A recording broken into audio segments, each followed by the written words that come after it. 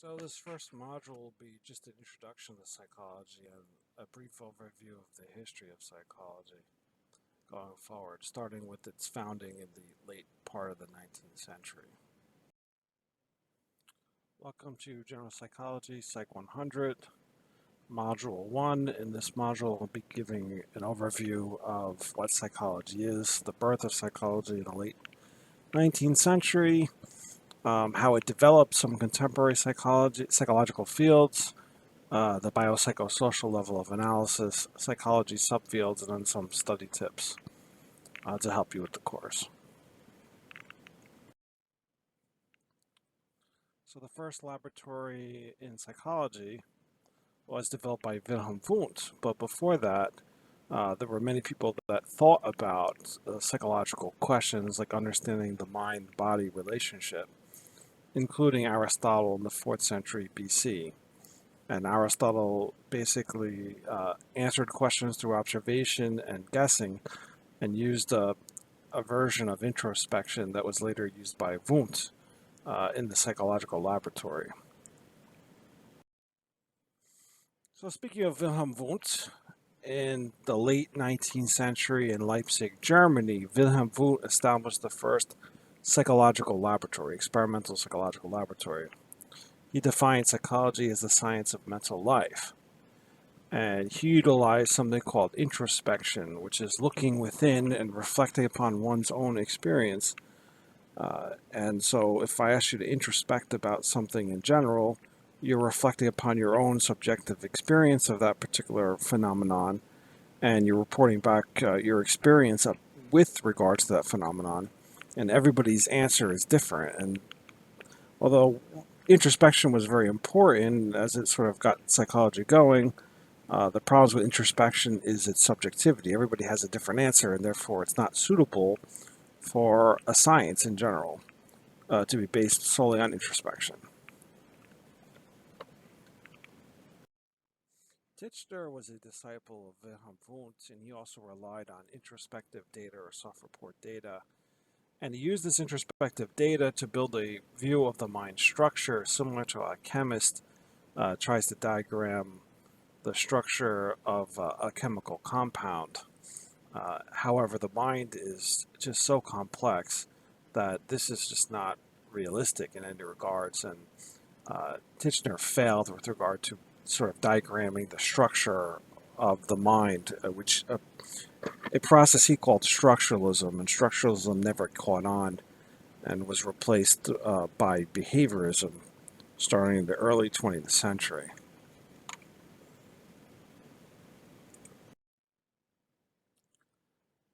So now we turn to William James, who was the founder of a movement called functionalism. He studied human thoughts, feelings, and behaviors and asked two primary questions.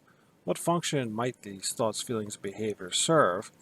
And how might these thoughts, feelings, and behaviors help our ancestors to survive? He also authored The Principle of Psychology, the first textbook in psychology.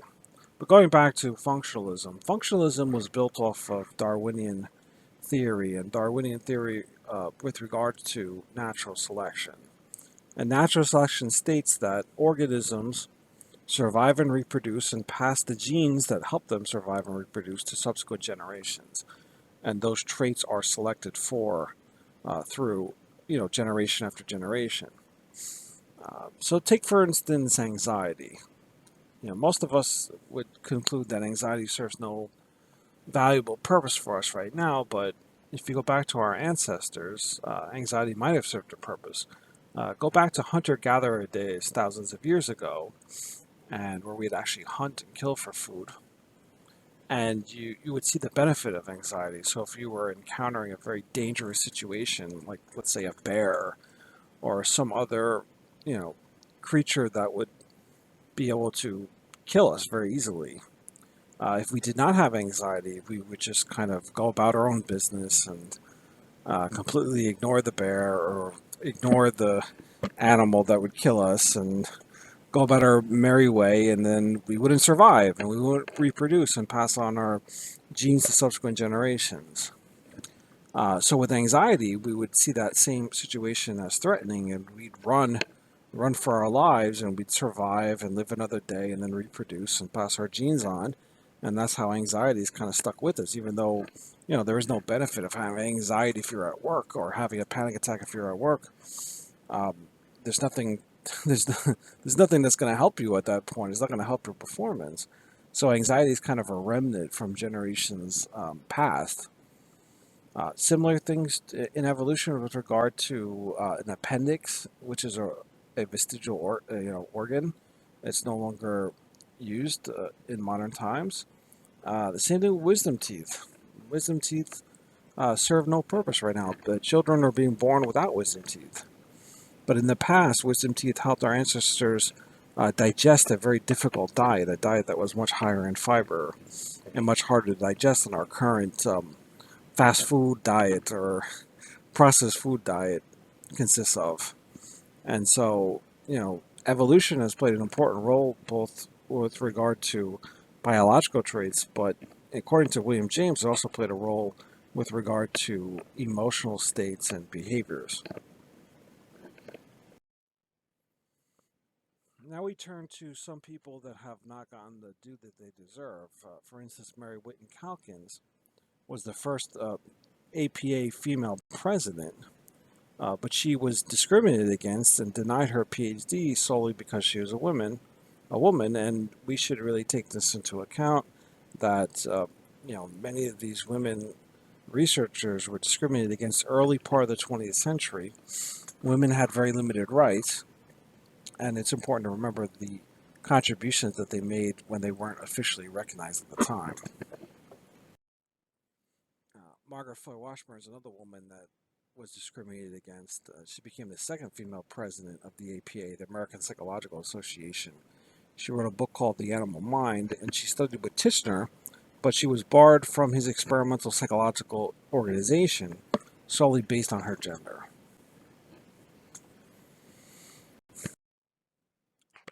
So now I'm going to go through some of the subfields within psychology, starting with behaviorism. Behaviorism was the scientific study of observable behavior without reference to mental processes, which means there was no cognition that was involved in shaping one's behavior. So thinking, appraising, moral reasoning had no influence on behavior. And this field was a major force in psychology from the 1920s all the way to the late 1960s, early 1970s. Behaviorism consisted of two components: classical conditioning and operant conditioning. Classical conditioning was founded by John Watson, and the classical conditioning basically means pairing two stimuli that occur close together in time, so creating a paired association. Pavlov actually studied classical conditioning and paired the sound of a bell to a dog's salivary response. But you can think of classical conditioning in terms of any two things, or one stimuli predicts another stimuli. For example, thunder and lightning. One predicts the other. And so when you know when it's happening, like lightning, you know thunder's soon to follow. And so people have paired thunder and lightning together. Operant conditioning was founded by B.F. Skinner, building off the work of Edward Thorndike. And both Watson and Skinner dismissed introspection. Skinner was using operant conditioning, which means that rewards are used to increase behavior and punishment is used to decrease behavior. And so we can shape all behavior through rewards, punishments, operant conditioning, and paired associations. Now, Watson ran into a bit of an ethical dilemma when he conducted the famous Little Albert experiment, where he classically conditioned little Albert, who was a few-month-old infant, very tiny child, to be afraid of a white rat. And so he presented the white rat, and then he banged. They made a very loud clanging noise after presenting the white rat. And so the child associated the white rat with the clanging noise, classically conditioned them, and then became afraid of the white rat because he knew the clanging noise would follow. And I'll have much more to talk about in terms of operant and classical condition later in the course. Another important figure in the history of psychology was Sigmund Freud. And Sigmund Freud emphasized the unconscious, the role of the unconscious thoughts and processes, and conflict that occurred during childhood. And so Freud believed that the unconscious has a great influence on our behavior.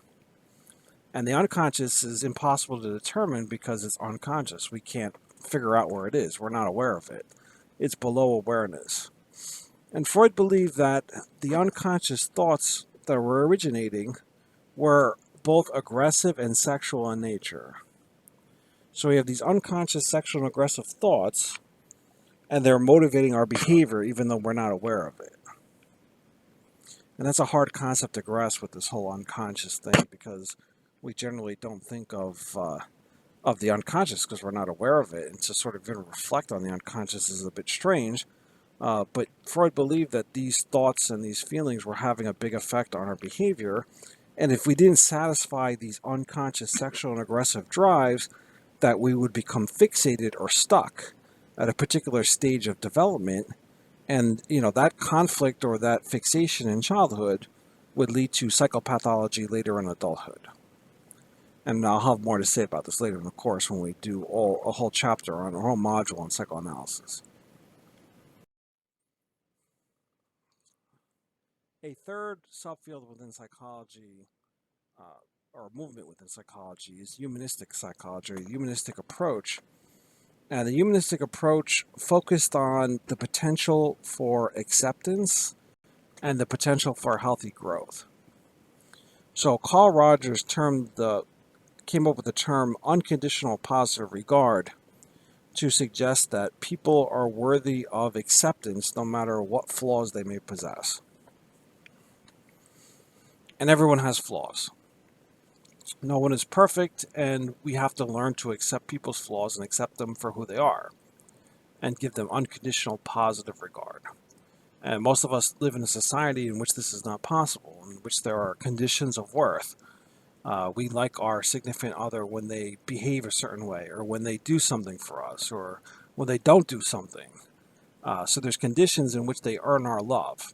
Carl Rogers said that this is a flawed state of being. We must strive for unconditional positive regard. And as a therapist, that's what he gave his clients. He gave them unconditional positive regard, and that allowed them to open up to him and to grow as human beings. Abraham Maslow was also another important figure in the humanistic approach, and he focused on self-actualization, being all you can be. So this is, to become self-actualized means that you're becoming a better human being and you're fulfilling your potential.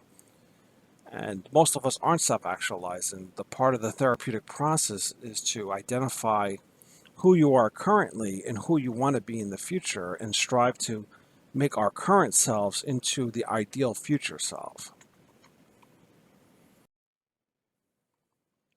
Now, around the late 1960s, early 1970s, the cognitive revolution ended all of the influence that behaviors had from the 1920s.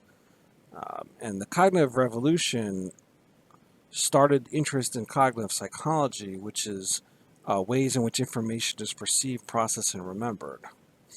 So memory and, cognition, metacognition, a variety of thought processes influencing behavior was the focus of cognitive psychology. And cognitive psychology could be also linked to brain processes in the interdisciplinary field of cognitive neuroscience.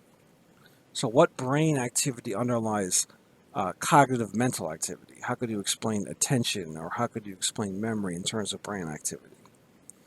And these fields are still very interesting today and being explored further today. And they're a field that I personally have great experience in doing some brain imaging stuff, which I'll talk about later in the course.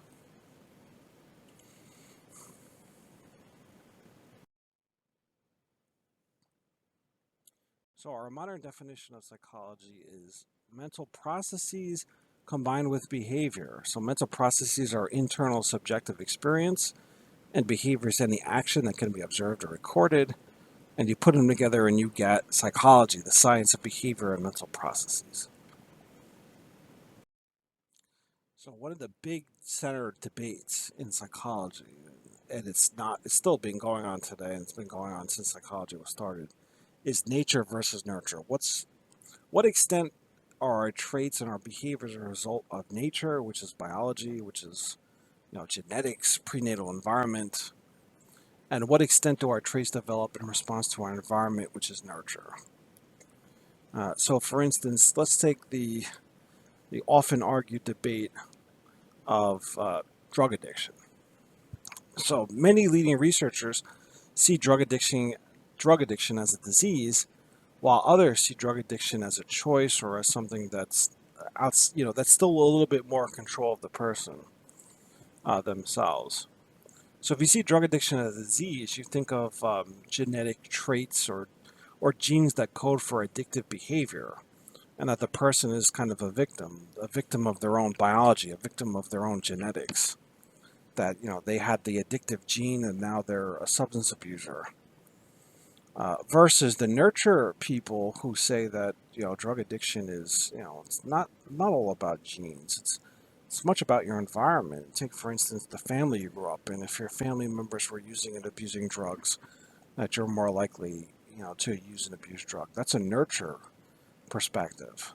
Or take for instance the economy.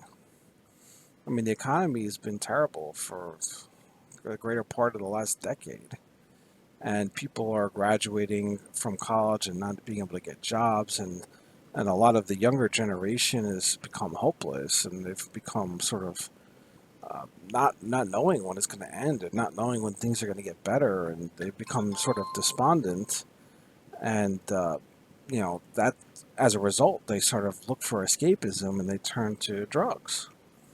And so you could look at the opiate epidemic as being linked to downfalls in the economy. That's a purely nurture perspective. So, despite the evidence that biology is playing a big role in genetics in terms of addictive behavior, and we still have, society and the economy and, peer pressure and your family as all elements of the environment, nurture that's influencing drug usage and drug addiction. So it's kind of a very difficult question. I'm more of a nature person, but it's very easy to go the nurture route with a lot of these important debates. If you look at nature, you have many famous philosophers and scientists agreeing that nature is more important than nurture. For instance, Plato, who thought that intelligence was inherited and some ideas are inborn, Descartes with the intuitive ideas, and Darwin, of course, with his evolutionary theory of natural selection. On the nurture side, you have people like Aristotle, who thought that all knowledge comes through the senses, and John Locke, the philosopher, that said that we are born a tabula rasa, a blank slate. And so, once again, you have very respected people on both sides of the nature nurture debate. And you'll see the nature nurture debate in every aspect of psychology, it just never goes away. Contemporary psychology consists of several subfields: evolutionary psychology, which is the influence of genetics and the influence of passing on traits through natural selection. You also see behavioral genetics, where we're looking at different genes that cause a disease or contribute to a disease process. They've even looked at genes that contribute to responses with regards to drugs. So, like your genetics determining the response of antidepressants, which antidepressants work better. So that's a field called pharmacogenetics that's being researched, and it's related to behavioral genetics, in that genes offer a great amount of information into behavior and psychopathology. Cross-cultural psychology focuses on the difference between cultures, for example, East versus West. So Asian cultures oftentimes act differently than their Western counterparts, like those in the United States. And that's a debate between individualism versus collectivism.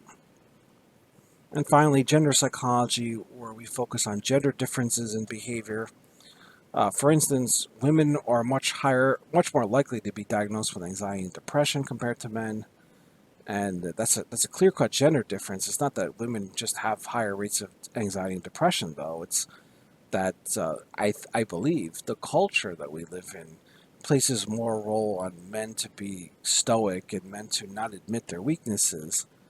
And so men don't go seeking help. They try to kind of trudge on and fight through things, whereas women actually acknowledge their problems, get help, and then get better. Men also have higher rates of substance abuse, and you can put those together with the lower rates of reporting on mental illnesses. And so, gender plays a huge role with regard to many diseases and many behaviors, and we'll be mentioning all these things as we go through the course. Martin Seligman, the founder of positive psychology, was at the University of Pennsylvania. He studied happiness. So, positive psychology studies all kinds of interesting things: happiness, meaningful life, and also, you know, if you think about what country in the world is the happiest, they've done several research studies on this. It's definitely not the United States. We're like towards the bottom of the list. Towards the top of the list, and at the top of the list many years in a row, was Norway. An interesting thing about Norway is they pay half of their income in taxes. So you would think, well, they're pretty miserable if they pay half their income in taxes. Taxes are bad. Well, the people of Norway don't seem to mind. They pay half their income in taxes, and as a result, the government gives them health care, universal health care, something that we can't agree upon in this country. The government gives them child care. The government gives them elder care. The government gives them free education, which many of us don't have. I mean, New York has passed a free education bill, but much of this country is not giving away free education. So they're trading off income for all of these quality of life, you know, services, and they're greatly satisfied. And so, what makes people happy and what makes people unhappy is very complex. And Seligman has been looking at that through the positive psychology lens. Also, Seligman is responsible for coming up with this idea of learned helplessness. And learned helplessness is the one of the mechanisms in which depression starts out with. That an organism, no matter what action they take, ends up with a negative consequence. So no matter what they do, things don't work out, and they kind of grow apathetic and they stop doing anything. They give up. If you put animals, rats or cats or dogs, in a cage, and no matter where they go, they get electrically shocked. No matter what they do, no matter where they stand, no matter where they travel. So there's nothing they can do to avoid it. If they keep getting electrically shocked, eventually the animal will just give up and just lay there and take the shocks and not even try. And the similar thing happens in humans. So if a human being, no matter what they do, things go wrong, eventually they're going to become apathetic, just like the animal does, getting shocked, and they're going to do nothing, and they're going to give up. And we see that in many cases of depression. So Solomon's been a very important figure helping us understand many processes regarding happiness and depression. Psychology has three main levels of analysis: the bio, psycho, and social levels. The biological level is genetics, genetic mutations, natural selection. Psychological influences are conditioned fears, learned expectations, emotional responses, cognitive processing, reflections, negative thinking. In the case of a lot of these mental illness and psychopathologies, and finally, our social cultural influences, which is our environment. Could be society as a whole, could be the culture, it could also be more on a micro level, which would be your family environment or your friends. And all of these come together and create the biopsychosocial influence of mental processes. And this makes up psychology's three main levels of analysis. Within psychology, we also have many subfields. The neuroscience point of view, which deals with the brain chemistry, hormones. Evolutionary point of view, which talks about natural selection. Behavioral genetic point of view, which just looks at the gene linkages to behavior. Psychodynamic point of view, which looks at unconscious conflicts, unconscious aggressive and sexual impulses that can lead to problems in childhood. So if you have unresolved conflicts in childhood due to these unconscious sexual and aggressive urges, you end up with some psychopathology in adulthood. Behavioral perspective, which is learning through just observable behaviors through classical conditioning and operant conditioning. Cognitive perspective, which is how our thinking influences behavior, especially negative thinking. And social cultural perspective, how culture influences our behavior. And we can also look at each of these to explain common phenomenon. So let me go back to the anxiety example. The neuroscience perspective talks about anxiety from purely a brain chemistry perspective. So there's a imbalance in neurotransmitters or brain chemicals. The evolutionary point of view talks about genes. So anxieties could be caused by a certain combination of genes. Makes you predisposed to anxiety. That would be the behavioral genetic perspective rather than the evolutionary. Evolutionary would be the survival value of anxiety for our ancestors. So sorry about that. Psychodynamic point of perspective would talk about unconscious drives and conflicts, and if these unconscious drives and conflicts are not dealt with, we can end up with anxiety. Behavioral perspective talks about observable behaviors, and we can talk in terms of classical conditioning. So most phobias are classically conditioned behaviors. For example, if you're bit by a dog while walking through a park, whenever you see a dog or whenever you see a park, you're going to be afraid because you condition the dog in the park to the negative outcome, being bitten and being hurt. And that has been classically conditioned. So a lot of phobias, simple phobias, even agoraphobia is classically conditioned. Cognitive perspective is how we encode, process, store, and retrieve information. And with regard to anxiety, it's a lot of negative thinking. Negative thinking in the terms of what if thinking. What if I fail this course? What if what if my girlfriend, boyfriend, significant other breaks up with me? What if my parents abandon me or hate me? What if my friends leave, dump me? And so someone that's using a lot of what if statements is going to end up with anxiety. And finally, social cultural influence of anxiety is a lot of times linked to the effects of the environment. You could look at the media leading to eating disorders, leading to anxiety disorders, where they picture a lot of these models that are starved and that are really suffering, and this is kind of what they expect women to be like, which is kind of ridiculous. Or whether it be the job market that's creating anxiety because you're not getting any interviews, or whether it be your family that's creating anxiety because they're always harassing you and they never leave you alone, or your friends, or your significant other who's nagging you to death. All of these things are environmental components that make up the social cultural role influence anxiety. So, how do we study? To study, you want to use a few different things. Testing effect. Ask yourself questions. Test yourself on questions. Keep asking questions. Explain it to someone who doesn't know it.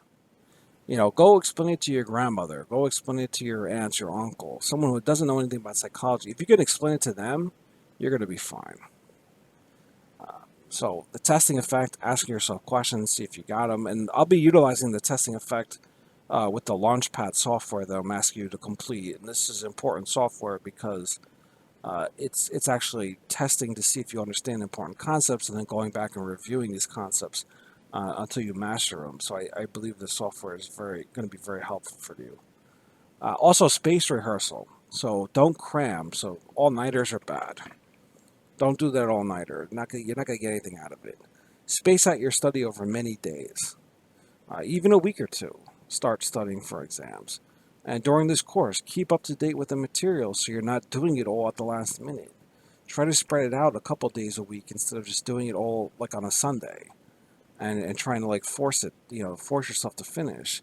Because the more you space it out, the better your memory will be, the more you're going to learn because you're not cramming the information in a short period of time. And also, concept familiarity is not effective enough. If you think you know it, study some more because the research shows that even if you think you know it, you're probably being a little bit overconfident. And the book also talks about the SQ3R study method, which is scanning and skimming the material, then asking questions, and then reading the material, looking for the answer to those questions, and then rehearsing the material, and then reviewing the material, putting it in your own words, and that's what you'll be doing. And a lot of the software that I'm having you use, the Launchpad software, will have you doing all these processes. And additional tips: distribute your study time, learn to think critically, process class information actively, and obviously overlearn. So just because you think you know it, study some more and more until you're certain, beyond certain that you know it.